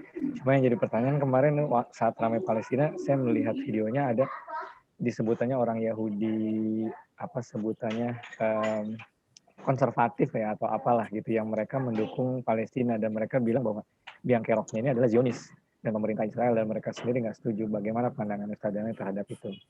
Itu yang pertama. Terus yang kedua, saya sendiri baru menyadari, karena selama ini saya pikir bahwa Nabi itu hanya mengalami kegelisahan terhadap umatnya dalam pengertian di akhir zaman seperti itu, takut umatnya gimana-gimana kan. Tapi ternyata tadi baru mengetahui bahwa Nabi juga memiliki kekhawatiran terhadap dirinya sendiri dari ancaman orang-orang kafir, orang-orang musyrik, sampai pada akhirnya turun ayat tersebut gitu ya. Jadi kalau saya ngelihatnya gini saja, kok Nabi bisa nggak, tanda kutip, kalau kita kadang-kadang ngeliat pede aja saya udah jadi Nabi, pasti saya dilindungi gitu. Ternyata Nabi nggak punya pemikiran seperti itu gitu. Mungkin ada elaborasi. Baik, terima kasih. Dalam kitab Yahudi sekarang, Pak, itu tidak ada kewajiban Yahudi punya negara khusus, pun tidak ada. Tidak ada ceritanya dalam Taurat, dalam Injil, ataupun dalam kitab suci yang sekarang lah, yang sudah jauh kemana-mana. Itu satu kesimpulan bahwa Yahudi harus punya negara khusus, itu tidak ada. Sama sekali tidak ada. Dan itu sudah dijelaskan oleh para rabinya Yahudi. Sudah dijelaskan bahwa dalam kitab suci mereka tidak ada keharusan, kewajiban punya negara khusus Yahudi. Tidak ada. Kalau bicara kebencian terhadap orang Islam, memang mereka punya kebencian. Tapi berbicara tentang fatwa harus ada negara khusus bagi Yahudi, itu mereka tidak sepakat. Karena mereka orang-orang Yahudi yang taat. Mengamalkan kitab sucinya dalam versi mereka, diantaranya bahwa Yahudi dilarang punya negara khusus, itu mereka sepakat itu. Dan mereka terima itu sebagai sebuah ketentuan Tuhannya gitulah, atau ketentuan agamanya, sehingga mereka tidak neko-neko. Kalau memang nggak boleh punya negara khusus, ya nggak boleh punya negara khusus, titik, sudah. Itu para rabi Yahudinya, terutama memang yang punya terak genetik Yahudinya. Kalau Zionis, kalau kita buka literatur, itu kan bukan orang-orang Palestina. Zionis itu awalnya ada dari Bani Khazar. Bani Khazar itu orang Yahudi yang berkebangsaan Austria-Hongaria. Namanya Bani Khazar. Dan itu bukan orang Palestina, dia orang Austria, orang Hongaria, tetapi berkeyakinan seperti halnya Yahudi. Atau Yahudinya blasteran Austria-Hongaria. Gitu. Karena kan kalau Yahudi nisbatnya ke ibu ya, matrilinear. Mau bapaknya orang mana, pokoknya ibunya Yahudi, maka anak yang lahir, dia punya hak untuk disebut sebagai Yahudi. Nah, Bani Khazar ini Yahudi. Kemudian dari tahun 1897, Bani Khazar ini di antara tokohnya, terutama di tahun 1897, itu ada tokoh yang masyhur. Namanya Theodor Herzl. Dia menggunakan konsep Yahudinya untuk membentuk negara khusus Yahudi. Ingin membentuk negara khusus Yahudi. Itu Theodor Herzl. Dan sudah digaungkan konsep ini sejak tahun 1897. Dia pinter, Pak. Ini orang bukan orang bodoh ya, Theodor Herzl ini. Dia orang Austria-Hongaria, tetapi punya keyakinan Yahudi, dan dia punya konsep membangun negara khusus bagi orang-orang Yahudi. Dia harus cari simbol yang memang chemistry orang-orang Yahudi tidak akan terbantahkan lagi. Pokoknya harus tidak dibantah lagi. Waktu waktu Inggris memenangkan Perang Dunia II, Inggris, Prancis, kemudian Rusia itu memenangkan Perang Dunia II, maka Inggris, Prancis, dan Rusia kan punya banyak tanah. Punya banyak tanahnya kaum muslimin, terutama bacakan dari Turki Utsmani. Kan Turki Utsmani kan ikut membela Jerman, Jermannya kalah, maka kena imbas juga ke Turki Utsmani. Bahkan jangan-jangan Perang Dunia I, Perang Dunia II, Perang Dunia I dan Perang Dunia II itu dalam rangka merongrong kekuasaan kehilafahan kaum muslimin. Jangan-jangan. Jadi memang sengajanya desainnya ke situ, Pak.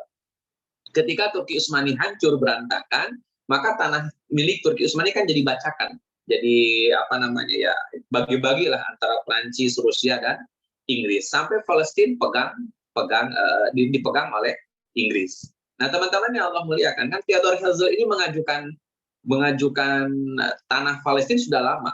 Diminta ke Abdul Hamid, gagal, diminta ke Inggris. Awalnya Inggris menawarkan jangan Palestina, ada Brazil ambil, atau Argentina ambil. Kata Theodor Herzl, ya kalau Brazil nggak ada chemistry-nya. Chemistry-nya apa? Kalau Palestina itu jelas ada chemistry-nya. Ada historicalnya. Ada history yang memang itu cerita panjang Bani Israel. Dan itu tidak bisa dibantah oleh siapapun bahwa Bani Israel identik dengan Yerusalem, identik dengan Palestina. Sejak zaman Nabi Ibrahim, Nabi Ishak, Nabi Yakub, Nabi Yusuf, pindah ke Mesir dulu, sampai zaman Nabi Yusa bin Nun, zaman Saul, zaman Samuel, zaman Tolut, zaman Daud, zaman Sulaiman, itu identik yang namanya Yerusalem atau Palestina dengan Bani Israelnya. Jadi paling cocok memang negara khusus Yahudi ya cuma Palestina sebagai Ardul Muqaddasah, tanah yang dijanjikan. Nah, teman-teman yang Allah muliakan, maka Zionisme ini lahir dengan konsep tadi, tentunya berseberangan dengan ajaran Yahudinya sendiri. Karena dalam ajaran Yahudi tidak boleh punya negara khusus Yahudi. Zionisme justru melawan aturan itu. Kata Zionis, kami punya hak sebagai Yahudi, punya tanah sendiri, punya negeri sendiri, punya tempat sendiri. Maka kontraproduktif antara konservatif dengan Zionis. Makanya dalam bahasa Al-Quran, tidak hanya sekarang, dari dulu, tahsabuhum jami'a wa qulubuhum syatta. Orang-orang Yahudi itu dari dulu memang syatta, di tengah-tengah mereka konflik, di tengah-tengah mereka berpecah belah. Maka wajar jika Nabi SAW kemudian menyampaikan, kata Nabi, iftaraqatil yahud ala ihda wa sab'ina firqah. Terpecah belah keyakinan Yahudi ini menjadi 71 golongan. Kulluhum finnar, semuanya masuk neraka kecuali satu. Nasrani 72, Islam 73. Jadi memang Yahudi banyak sektenya. Ada yang pro dengan Zionismenya, ada yang tidak pro dengan Zionismenya, ada yang lebih fokus pada membangun kembali Haikal Sulaimannya, lebih fokus pada menjaga Talmudnya, lebih fokus kepada gerakan ininya, gerakan itunya, gerakan kabalanya, dan macam-macam. Jadi, ya sangat mungkin di antara mereka berbeda pendapat. Nanti kalau kemudian dikomentari, apakah Yahudi konservatif itu benar, ya tetap salah. Namanya juga Yahudi, tetap salah. Yang benar ya tetap harus beragama Islam, sebagaimana agama yang dibawa oleh Nabi Muhammad, Nabi Musa, Nabi Isa, Nabi Ibrahim, harus sama gitu. Walaupun dia Yahudinya suka dengan Palestina, itu kan kecintaan karena faktor kemanusiaan. Kecintaan karena faktor nilai-nilai keadilan. Bukan karena terdasar keimanan. Kalau bilang benar, ya kita bisa bilang benar. Tapi ketika mereka kemudian punya sentimen kemanusiaan kepada Palestina, it's okay. Karena Nabi pun, Shallallahu Alaihi Wasallam, ketika membangun kota Madinah, yang dibangun sentimen tanah airnya, sentimen kemanusiaannya, sentimen persaudaraan. Itu yang Nabi bangun. Jadi kalau memang ada Yahudi yang kemudian sama-sama benci dengan Zionisme, ya silahkan saja. Alhamdulillah. Mudah-mudahan nanti lanjut dapat hidayah. Tetapi mengharapkan besar kepada mereka tentu tidak. Karena tidak ada ceritanya Yahudi pada akhirnya kemudian dalam literatur hadis pada akhirnya menolong kaum muslimin itu ya relatif jarang. Karena kita tidak tahu kebencian yang ada dalam hati mereka. Ya sebatas kita bersyukur atas beberapa dukungan moral dari mereka, alhamdulillah. Tapi tidak berharap banyak. Karena bagaimanapun Yahudi is Yahudi. Allahu a'lam bishawab. Itu yang pertama. Yang kedua berkaitan dengan Nabi Allah Muhammad SAW. Jadi Nabi gelisah terhadap dirinya, Pak. Itu tidak hanya pure menggelisahkan atau mengkhawatirkan dirinya. Itu yang perlu teman-teman pahami, bahwa Nabi tidak berpikir egois. Jadi Nabi bukan mengkhawatirkan dirinya mati. Bagi Nabi mati tidak mati ismudazan lain persoalan beda. Cuman yang Nabi khawatirkan adalah ketika risalah tidak sampai, ketika ajaran tidak sempurna, itu Nabi khawatir betul. Nabi khawatir betul, Pak. Karena banyak kasus di mana umat Nabi sebelum Nabi Muhammad, itu umat Nabinya itu problemnya itu ya di saat Nabinya masih hidup malah. Bahkan beberapa Nabinya sudah meninggal baru muncul kemunkaran, dan Nabi khawatir itu terjadi. Ini bicaranya keberlangsungan dakwah. Nabi khawatir umat Nabi Muhammad sama kayak umat Nabi Musa. Misalkan ketika Nabi Muhammad ngajak perang, kan Nabi waktu perang Badar gelisah, Pak. Nabi ketika akan menghadapi perang Badar itu Nabi gelisah. Kenapa Nabi gelisah? Karena khawatir sahabat tidak mau ikut perang. Yang dibayangkan apa? Takutnya Nabi Muhammad kayak Nabi Musa, ngajak perang Bani Israel pada mundur semua. Nabi khawatir itu. Jadi yang dikhawatirkan oleh Nabi bukan masalah perangnya, tapi kira-kira umatnya ini bakal nyontoh siapa? Jadi Nabi khawatir. Nabi khawatir umat Nabi Muhammad kayak Nabi Nuh, Mbak. Sampai Nabi berdoa, ya Allah, tolong jangan binasakan umat saya seperti umatnya Nabi Nuh. Nabi sampai punya doa khusus itu. Karena tidak mau umatnya bernasib sama seperti Nabi sebelumnya. Jadi Nabi harus memastikan bahwa umat ini memang umat terbaik, Mbak. Umat yang aman, umat yang selamat, umat yang bisa berjalan dengan sangat baik di muka bumi ini sebagai mandataris Allah Azza wa Jalla di muka bumi. Maka Nabi mengerahkan daya dan upaya supaya umat nanti yang beliau bina ini menjadi umat yang terbaik. Makanya sampai turun nanti ayatnya setelah Nabi berhasil, kuntum khairu ummah, Ali Imran ayat 110. Kuntum khairu ummah, kalian umat yang terbaik. Nah, Nabi menjaga entitas inilah. Nabi menjaga entitas dakwah, Nabi menjaga kedaulatan Madinah, Nabi menjaga kedaulatan Islam, Nabi menjaga proses peradaban, Nabi menjaga eksistensi Islam. Itu yang dikhawatirkan oleh Nabi. Dan semuanya, karena sedang ongoing proses, Pak, semuanya bermuara pada sosok Muhammad Sallallahu Alaihi Wasallam. Jadi mau nggak mau Nabi harus mengkhawatirkan dirinya. Kalau saya mati, selesai nih. Kalau saya diangkat ke langit kayak Nabi Isa, selesai nih umat berantakan ini. Hadirin ikhwati rahimakumullah. Kenapa begitu? Yang sudah-sudah begitu. Nabi Muhammad harus mengkhawatirkan dirinya supaya ini risalah harus sampai semuanya. Harus sampai semuanya. Makanya Nabi Muhammad tetap menjaga aspek-aspek manusiawi. Karena ini bagian dari tarbiyah Allah kepada Nabi Muhammad SAW supaya jangan terlalu berpangku tangan, jangan terlalu mengandalkan Allah Azza wa Jalla, bukan mengandalkan Allah. Jangan terlalu berpangku tangan lah dengan mukjizat. Kenapa? Karena ini akan berdampak buruk bagi umatnya. Bagi Nabi berpangku tangan kepada Allah secara total dalam usaha, dalam masih sah-sah saja. Tapi kan umat Nabi Muhammad bisa jadi masalah. Makanya Nabi mengatur tawakal itu bukan di usaha, tapi di hasil. Usaha harus maksimal. Jangan sampai usahanya tidak maksimal. Usaha harus maksimal. Jaga diri supaya tidak terkena dengan kezaliman. Jaga diri supaya tidak terkena dengan kebinasaan. Harus dijaga dirinya. Makanya di surat Al-Baqarah ayat 195, wala tulqu biaidikum ila tahluka. Jangan membuat diri kamu binasa. Itu larangan dari Allah Azza wa Jalla. Artinya mentang-mentang takdirnya masih lama, sembrono dalam hidup nggak boleh. Maka Nabi memastikan bahwa Nabi memberikan teladan kepada umatnya, jaga diri, jaga orangnya, untuk menjaga keberlangsungan dakwah, untuk menjaga risalah Islamnya. Dan Nabi harus mengkhawatirkan dirinya karena faktor tadi.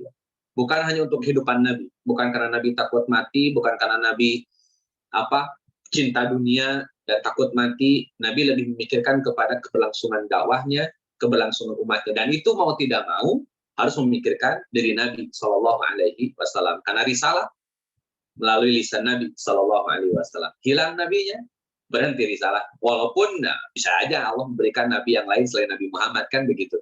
Tapi kan ini sudah diputuskan Nabi Muhammad nabi yang terakhir. Jadi nggak akan ada lagi nabi sudah Nabi Muhammad. Jadi kalau putus nih, selesai nih. Walaupun itu nggak mungkin terjadi. Makanya Allah jaminkan, tenang Muhammad, wallahu ya'simuka minan nas. Karena ente nabi yang terakhir, risalah belum selesai, ente ani jaga dari orang-orang. Ani jagain ente. Risalah sudah selesai, baru mau pulang, mau nikmatin hasil jerih payah. Kata Nabi, pulang aja ya Rob, capek, pulang. Hadirin ikhwati rahimakumullah. Contoh yang lain, Nabi gelisah juga tentang dirinya. Itu di dalam surah Al-Kahfi, surat ke-18, ayat ke-6. Dijelaskan oleh Allah Azza wa Jalla, fala'allaka bakhi'un nafsaka ala asarihim. Jadi Nabi SAW bakhi'un nafsa. Bakhi'un itu mengkhawatirkan dirinya, hampir membuat dirinya celaka. Kenapa kok demikian? Karena Nabi gelisah, kok umatnya nggak mau juga nerima Al-Quran. Jadi Nabi SAW, risalah turun, Nabi harus pastikan risalah ini diterima oleh seluruh umatnya, terdelivery dengan baik. Jika ada risalah yang sudah turun tapi belum diterima dengan sangat baik, Nabi gelisah. Itu di antara kegelisahan Nabi Sallallahu Alaihi Wasallam. Jadi kembali ke pertanyaan tadi Pak Eko, bahwa betul memang Nabi Muhammad gelisah terhadap dirinya sendiri, tapi itu berkaitan dengan keberlangsungan dakwah. Tidak pure mengkhawatirkan dirinya sendiri. Wallahu a'lam. Ya Allah, Ustaz sangat menjawab. Terima kasih Ustaz, sangat menarik paparannya. Mungkin ini kalau dikasih judul menyelami suasana hati, suasana kebatinan seorang Nabi Muhammad SAW. Ya Mas Eko. Iya. Baik, teman-teman kalau ada pertanyaan lagi dipersilakan. Mungkin sekitar 5 menit atau 10 menit lagi. Saya akhiri. Silakan, Bebe. Ya, Assalamualaikum Ustaz. Izin tanya via audio. Iya, sebenarnya tadi sudah sempat tersebut gitu ya. Dari awal saya mau nanya mengenai dalam konteks yang Palestina dan Israel saat ini nih, ada aja yang pasang status kayak misalkan menganalogikan bahwa Nabi hijrah dari Mekah ke Madinah, lalu ya hijrah aja dari Palestina gitu kan, nanti akan tunggu pertolongan Allah. Masalahnya ente percaya pertolongan Allah nggak gitu kan? Nah itu saya baca kayak begitu, saya pikir ini kok kayak begini ya, analoginya rasanya kurang tepat gitu ya. Nah, maksud saya di saat dunia sedang melihat melihat bahwa Palestina itu adalah tragedi kemanusiaan gitu ya. Ini di satu sisi agak berlawanan lah. Di pikiran saya analoginya sepertinya kurang tepat. Tapi saya mohon penjelasan mungkin dari hal-hal yang sifatnya lebih ke dalil naklinya lah kira-kira gitu. Jadi bukan nakli saya saja, kira-kira begitu. Baik, terima kasih Pak Rizky. Hijrah memang jadi salah satu cara untuk menghindari konflik, menghindari peperangan. Tapi bukan satu-satunya cara. Saya kasih analogi. Ada hadis sahih, lengkapnya mungkin nanti saya sharing via WhatsApp. Hadis ini menjelaskan bahwa kalau ada tuan rumah, kemudian didatangi oleh maling, disantronin rampok, kemudian dijelaskan oleh Nabi, si tuan rumah ini melakukan perlawanan. Karena itu bagian dari kewajiban orang rumah menjaga harta, menjaga kehormatan, menjaga jiwa. Itu sudah jadi kewajiban. Maka ketika perampok datang, kemudian kita melakukan perlawanan, itu sudah menjadi anjurannya Nabi SAW. Rampok datang, terus dilawan. Akhirnya bertarunglah si tuan rumah dengan rampok. Sampai kemudian kata Nabi, si tuan rumah terbunuh, mati. Gara-gara bertarung dengan rampok. Maka kata Nabi SAW, tuan rumah ini dihukumi syahid. Si tuan rumah dihukumi syahid. Ini hadis sahih, riwayat Imam Muslim. Hadis ini sahih. Ini analogi sederhana, Pak. Konteks rumah saja. Mau disantronin maling, boleh melakukan perlawanan. Hatta matinya si tuan rumah, syahid dihukumi oleh agama. Apa ini tidak cukup sebagai dalil nakli bahwa orang punya tanah, punya negara, punya rumah tempat tinggal, dijarah, dirampas oleh orang lain. Kemudian yang punya rumah, yang punya tanah mempertahankan haknya, Pak, sampai tetes darah penghabisannya. Apakah itu tidak cukup untuk menjadi alasan membela tanah air, membela negara, membela rumah, membela tanah orang-orang Palestina dari penjarahan orang-orang Yahudi? Ini kadang-kadang memang kebencian terhadap kelompok tertentu akhirnya menafikan dan membutakan sifat-sifat kemanusiaan. Saya perlu sampaikan, Pak, yang benci Hamas dan benci Ikhwanul Muslimin itu Arab Saudinya. Karena politik Arab Saudi memang tidak suka dengan Hamas, tidak suka dengan Ikhwanul Muslimin. Itu jelas faktanya. Maka saya sampaikan kepada para alumni Madinah, alumni Mekah, silakan belajar di sana, tapi jangan ke bawah-bawah muatan politik Raja Arabnya. Kalau kerajaan Arabnya memang tidak suka dengan Hamas, tidak suka dengan Ikhwanul Muslimin, bahkan Arab Saudi kemudian mendeklar bahwa Hamas adalah teroris, silakan, itu sebagai kebijakan politik negaranya. Tapi orang yang thalabul ilmi di sana pulang-pulang ya jangan bawa-bawa politiknya, Pak. Harapannya kan begitu. Tapi beberapa orang masih terjebak dengan fatwa politiknya, sehingga datang ke Indonesia statementnya sama kayak Arab Saudinya gitu. Wah, Hamas kan teroris. Wah, ini kan, wah itu kan. Saya rasa jadi lucu nantinya. Ini belajar agama, belajar politik ke Arab ini sebetulnya. Dan kalau kita bicara sejarah tentang Arab Saudi, mohon maaf ini, saya punya guru di Dewan Dakwah, namanya Ustadz Wahid Alwi, Wahid Alwi. Beliau adalah di antara muridnya Pak Nasir yang dibeasiswai oleh Arab Saudi untuk belajar di kota Madinah. Beliau alumni Madinah, alumni Universitas Islam Madinah. Beliau, Bapak Ibu yang Allah muliakan, itu seingat saya menyampaikan ya dalam beberapa forum bahwa dulu itu di zaman beliau masih kuliah, itu dosen-dosen Ikhwanul Muslimin banyak. Dosen-dosen yang berafiliasi ke Ikhwanul Muslimin banyak. Dan dulu biasa saja. Akur-akur aja. Antara satu kelompok yang lain, enjoy aja, tidak ada masalah. Kesini-kesini memang jadi agak aneh. Di mana semua dosen Ikhwanul Muslimin di blacklist, dideportasi, tidak boleh lagi ada di kota atau di kerajaan Arab Saudi. Mata pelajarannya, buku-bukunya, majalah-majalahnya semuanya di backlist, tidak boleh ada lagi di kerajaan Arab Saudi sampai sekarang. Itu karena politik negaranya.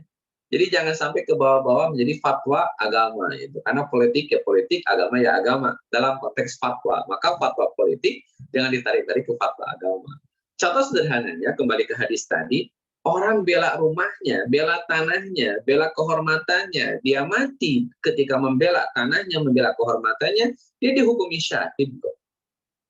Bela negara kan sama, itu tanahnya mereka, itu rumah mereka, itu tempat tinggal mereka, dijarah oleh orang-orang Yahudi, ya bela, lawan itu, tanahnya harus dibela, dilawan, supaya apa? supaya kehormatan mereka masih tetap dipertahankan, kepemilikan mereka masih tetap dipertahankan. Jadi itu dalil nakli yang pertama. Yang kedua, sebagaimana tadi dalam surat Al-Hajj, bahwa orang yang diperangi boleh berperang. Tahun 1947 Yahudi masuk. 1948 makin kelihatan asli. Sampai terjadi perampasan, konflik, perebutan, sampai terjadi perang Liga Arab lawan Bani Israel. Liga Arab kalah, Bani Israel menang. Setelah itu ekspansi militer terus dilakukan oleh orang-orang Yahudi untuk merampas tanah-tanah Palestina. Silakan dicek petanya. Tahun 1930-an itu peta Palestina seperti apa? 1900 atau 2000-an, 2001 sekarang peta Palestina seperti apa? Jauh berbeda. Terus kenapa kok tanah itu kemudian jadi menghilang? Hanya tepi barat dan Gaza. Karena dirampas oleh orang-orang Yahudi. Hadirin ikhwati rahimakumullah, diperangi boleh berperang. Diusir, boleh berperang. Itu kaidah Quran. Surat Al-Hajj ayat 39 ayat 40. Alladzina ukhriju min diyarihim bighairi haqqin. Orang-orang yang diusir dari tanah mereka, dari rumah mereka tanpa alasan yang jelas. Boleh melakukan perlawanan, boleh berperang. Kama qala Allah azza wa jalla. Jadi kalau yang bilang bahwa mereka harus hijrah, ayat apa yang dibaca? Lawang ayat izin perangnya sudah demikian jelas ke dalam Al-Quran surat Al-Hajj ayat 39 dan ayat 40 bahwa orang-orang yang diusir di tanah mereka boleh melakukan perlawanan terhadap orang-orang yang mengusir mereka. Boleh melakukan perlawanan. Palestina diusir dari tanahnya sendiri. Palestina diusir dari rumahnya sendiri. Boleh melakukan perlawanan? Boleh. Hadirin ikhwati rahimakumullah. Terakhir, kata Nabi Shallallahu Alaihi Wasallam, ini dalil nakli lagi, hadis. Kata Nabi, al-mu'min lil mu'min kal jasadil wahid. Seorang mukmin dengan mukmin yang lain ibarat satu tubuh. Jempol luka, badan yang sakit. Kena palu, jempolnya meriang sebadan badan. Giginya sakit, meriang seluruh tubuh. Kepala sakit, nggak bisa beraktivitas seluruhnya. Mukmin seperti satu tubuh. Mukmin, bukan ormas satu tubuh, bukan. Bukan partai satu tubuh, bukan. Mukmin. Ketika mereka mengucapkan kalimat La ilaha illallah Muhammad Rasulullah, huwa mukmin, huwa muslim. Maka orang mukmin kal jasadil wahid, seperti satu tubuh. Palestina, anak kecilnya dibantai, orang tuanya dibantai, perempuannya dibantai, tanahnya dirampas, rumahnya dirampas. Mereka mukmin. Kal jasadil wahid, seperti satu tubuh. Kalau orang masih nyinyir dengan orang-orang muslim yang ditolimi, jangankan dia mau mendukung atau membela, bahkan suka saja dengan perjuangan kaum muslimin di Palestina itu sudah tidak. Terbuat dari apa hatinya? Terbuat dari apa hatinya? Wong Nabi sudah bilang kajasadil wahid kok. Mau menolak hadis Nabi.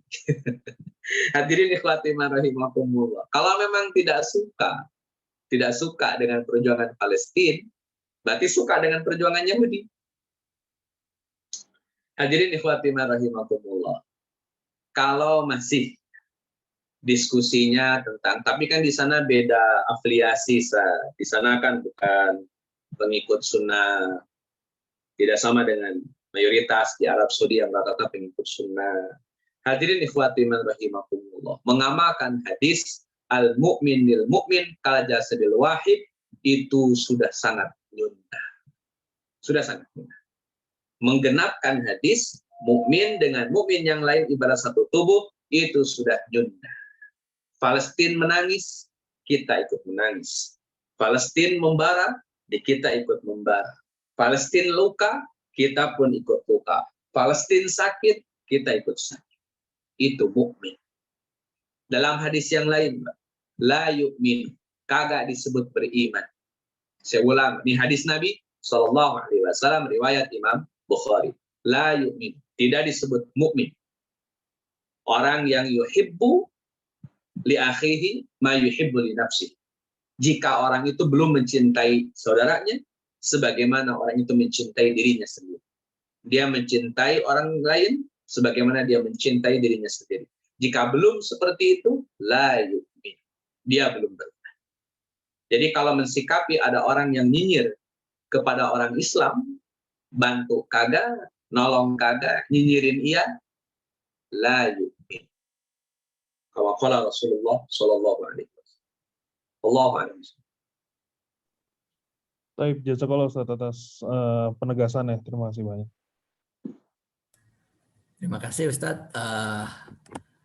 Berusaha menyimpulkan terkait dalil nakli, ayat-ayat apa yang digunakan. Mungkin ayat-ayat KUHAP Saudi Arabia. Baik, terima kasih Ustadz Daniel Barka. Teman-teman, karena sudah pukul 21:15, kita tutup saja kajian ini. Semoga bermanfaat. Wabillahi taufiq wal hidayah. Assalamualaikum warahmatullahi wabarakatuh. Waalaikumsalam. Oh ya, kita tutup dengan doa kafaratul majelis. Subhanakallahumma wa bihamdika asyhadu an la ilaha illa anta astaghfiruka. Semuanya mohon izin duluan. Mohon pamit. Sama-sama Ustaz. Assalamualaikum warahmatullahi wabarakatuh. Waalaikumsalam warahmatullahi wabarakatuh.